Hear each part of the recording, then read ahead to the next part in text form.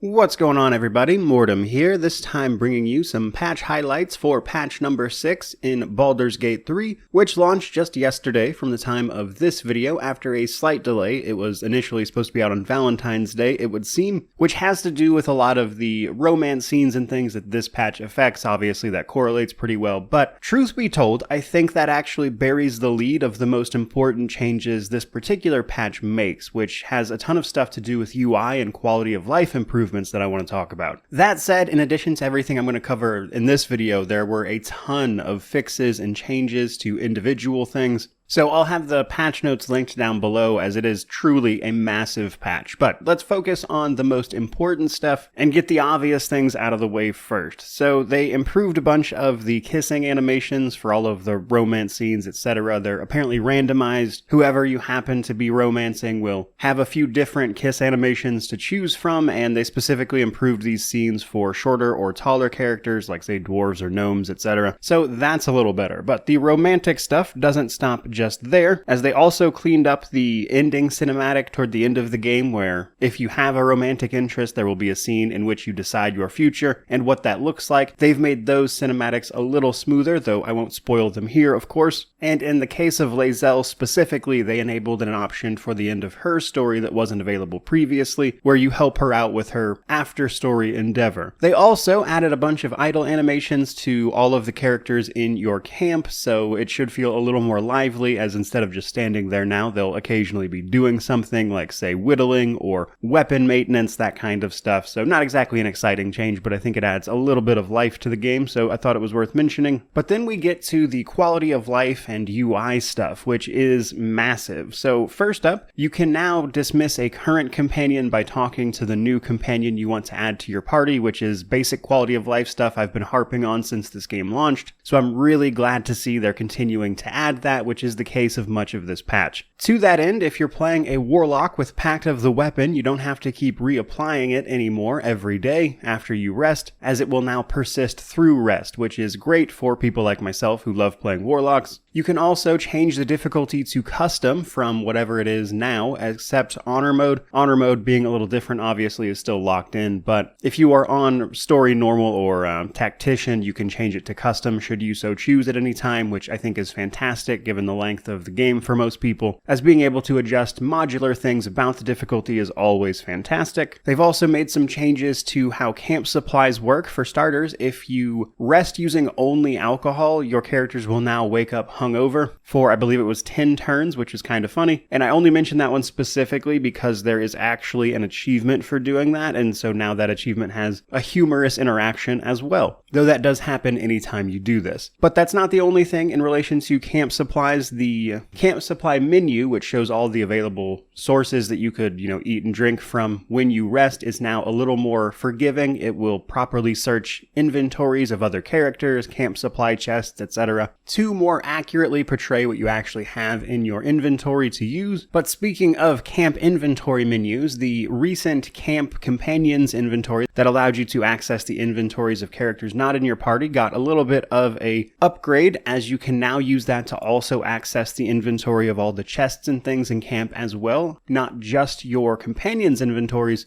making that already great quality of life feature that much better, which I'm very happy to see. But believe it or not, we are still not done there. The trade window got a complete UI overhaul, so now instead of having to click through individual characters' inventory, it will show the inventory for your entire party, making trading much less tedious, especially in mass. Though it will also show which character is actively engaged with the merchant, which tells you what their persuasion and how they're affecting the discount or haggling, if you will, of the trade. But overall, it should be easier to interface with now. Another great quality of life feature is that they added text scaling to legible items, so things like books, etc. You can now adjust the size of those in the menu, and as a game with a lot of text information coming at you is always nice to see, especially if you're playing on a smaller screen like, say, the Steam Deck. They've also made it easier to recruit Minthara. Caving to fan pressure, they allowed Minthara to be recruited by knocking her out and essentially saving her from her fate, which made sense, of course, but it was a little even restrictive with that additional option, so they've increased the ways at which you can knock her out and also recruit her later. So in theory, that should be easier to do.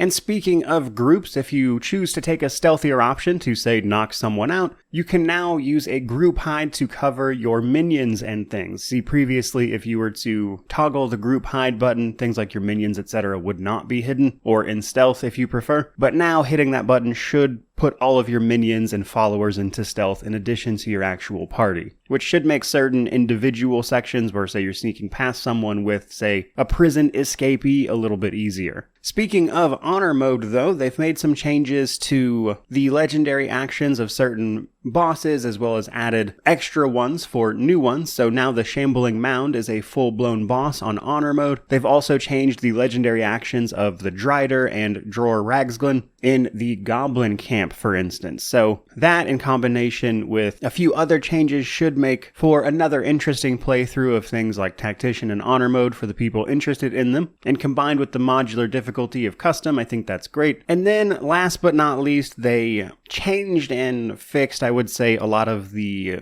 scripts and writing here and there for just individual things that might not make sense. For instance, how individual characters react to certain things was made a little better. They've added some common sense options in meeting between two different characters here and there, and it's stuff I don't want to spoil, which is why I'm not being specific. But they did a fair bit of work on improving all of those interactions at the same time. And that is to say absolutely nothing of the massive amount of changes that have nothing to do with any of this and are simply fixes for various things, such as changes to the epilogue, changes to individual levels, map problems, some NPC interactions. They've also made some changes to combat balancing throughout the entirety of the game, alongside plenty of just regular old bug and crash fixes at the same time. So as far as patches go, this one is pretty substantial, makes some fantastic changes to the game, both in terms of tangible gameplay that you'll experience and fixes that hopefully now you never will. But mostly I'm just happy to see Larian continuing to refine what is already an incredible experience, and given how open and responsive they've been to both community feedback and genuine issues, I'm excited to see where they take it from here. But that is pretty much going to do it for this video. I certainly hope you enjoyed it. If you did, don't forget to like, comment, subscribe, all the YouTube jazz. I have covered this game extensively and will continue to do so. So if you're looking for more Baldur's Gate 3 news, absolutely stick around. But regardless of all that, truly, just thank you so much for watching. I really do appreciate it. May you wander in wisdom and have an amazing day.